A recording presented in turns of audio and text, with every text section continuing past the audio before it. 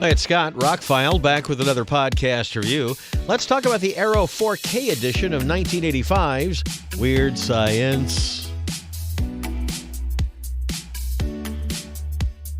This is kind of the odd man out of the John Hughes films of the 80s. He's better at sweet romances and stuff, but he made this kind of sweet, kind of very adult. Well, it's based on some old comics and stuff. But anyway, John Hughes, I think, in a book called Made of the Future or something like that. Anyway, long story short, this was a movie that came out in 1985 with a $7.5 million budget, went on to gross almost $40 million. So it was a hit at the time, and it's become a cult classic that people absolutely love. Stars Anthony Michael Hall, you know him, Ian Mitchell Smith, and Kelly LeBrock. Supposed to have a different Playmate-type actress in it. She had creative differences and left. Ian Mitchell Smith went on to become a college professor. He's a history expert, works on making sure video games are historically accurate, and done a little acting. And, of course, Anthony Michael Hall has had a long career. The movie was made for these guys, I think. It was probably an idea that John Hughes had while he was making some of the other films of the time. You know him from making Pretty in Pink, Breakfast Club, Some Kind of Wonderful, John Candy movies, Planes, Trains, and Automobiles, that kind of thing. But this is this has some violence. This has some nudity. This has some adult themes to it. The long story short, if you haven't seen the movie, is two young guys are bored on the weekend, and they use their new computer technology here in the mid-'80s to create a Frankenstein virtual woman using the computer and whatever they get. But with one thing goes to another, a power surge and all this stuff, they get a beautiful, intelligent, reality warping creation. And she takes them on a ride. She takes them to a bar. She embarrasses them in front of their family. She tries to elevate their status in society. Not going to get into spoilers because everybody's seen this movie. If you haven't, you should go in as blind as possible. But when the movie takes its hard right turn, when it's time to test the boys towards the end, and you get the atomic mutants who come in, including the guy who is the bad guy in Road Warrior, he's reprising his role, and it's perfect.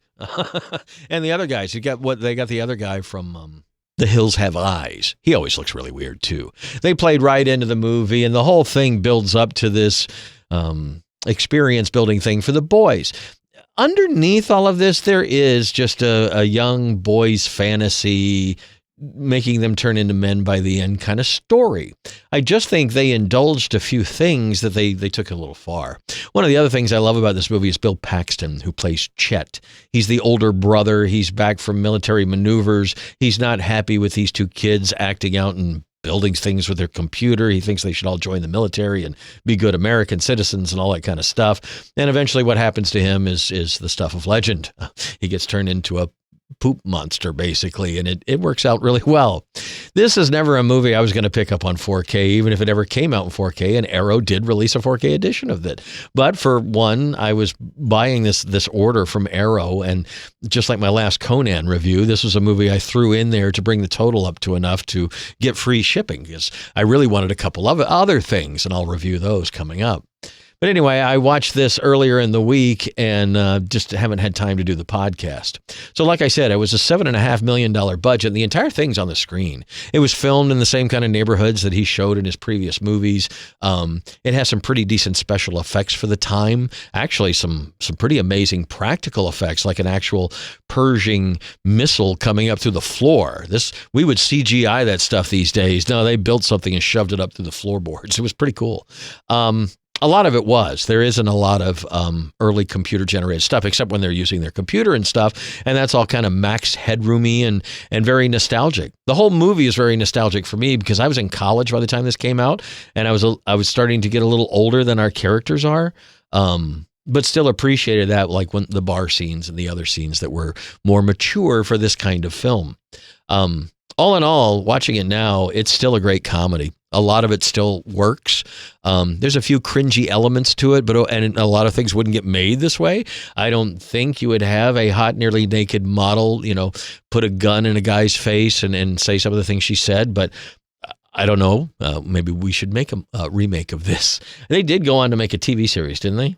And they tried to do a sequel at some point. Recently, Ian Mitchell Smith, the other guy in the movie other than Anthony Michael Hall, has said that they are probably going to do a reboot or something, and he's all for it. So maybe, I don't know. I think the magic wouldn't happen again. The lightning wouldn't strike again. John Hughes movies are a special thing. Many, many people have tried to do the John Hughes formula and failed. To me, one of the best recent works that would be inspired by John Hughes would be Baby Driver from Edgar Wright. I always felt that movie was John Hughes characters in a Quentin Tarantino movie. I think that's what he intended for the film, and things I've read after kind of proved me right. But anyway, I think this John Hughes in general was influential to a lot of today's filmmakers. Weird Science even, because it does have some fantastic moments that we've kind of recreated in other movies going forward. The production company was Hughes Company and Silver Pictures. Silver Pictures were the people behind, Joel Silver's company, made all those giant blockbusters in the 80s and 90s. This was kind of one of their earliest big hits. You take a movie that was made for less than $8 million and it makes almost 5 times its budget, you have enough money to go make some other movies. Good for them. And obviously John Hughes had a great career until the day he died. Anyway, Weird Science, the 4K edition. It looks good. I would say it's a little bit under the Conan, but the biggest problem with this is a lot of it's filmed inside a house. It's hard for it to look cinematic or incredible. There are some outdoor scenes that really pop. Some scenes outside the house when the piano gets thrown out, those look really good. Some of the magical special effects look really good, but a lot of it also looks grainy in some of the low light scenes and some of the others. Where you had Conan, a lot of it's filmed outside. And so there's a lot more clarity to the film. But all in all, they also didn't upgrade it into Atmos. It's just a 5.1 mix, which was really good. Actually better than I remembered it. But again, this wasn't a movie that I would have normally upgraded, but I think it's worth it if you're a fan. And there's a lot of extras. Like I said in the Conan review, Arrow is great about collecting extras. Not only the original stuff that was on the original DVDs and Blu-rays, but new things with those people. I talked to Ira Newborn, who did the soundtrack and things like that. Weird Science is, like I said, a misnomer, a kind of the weird stepchild out of sync with the rest of the John Hughes catalog. But I really enjoy it, and I'm kind of glad I've got it. The Arrow 4K edition, it didn't get one of those hard boxes, but it does have a nice thick slipcover with a shiny new artwork. It has a reversible sleeve where you get the old artwork. There's a booklet in there with a lot of information, and you get a lot of extras on the disc. So all in all, I would say Weird Science is worth picking up, especially if you can find it on sale like I did. It looks better than I thought it would and better than it probably should, but it's not going to look like a modern James Cameron film. It's Weird Science. It was a $7 million budget and a movie, basically a teen comedy.